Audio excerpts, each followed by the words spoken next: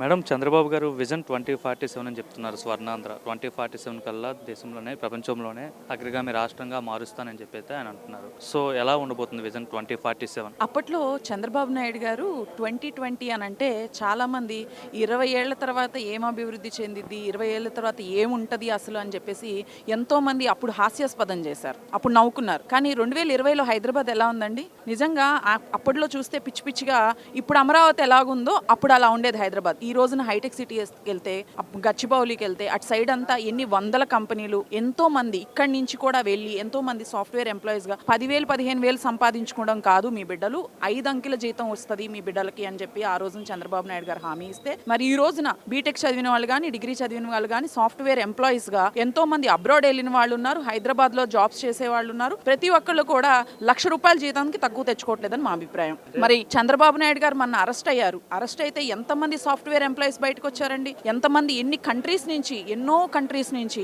52 countries వరకు బయటకు వచ్చి దీక్షలు చేసి మేమున్నాం సపోర్ట్గా చంద్రబాబు నాయుడు గారికి అని చెప్పేసి జగన్కి చెప్పుతో కొట్టినట్టుగా సమాధానం చెప్పారు జనం.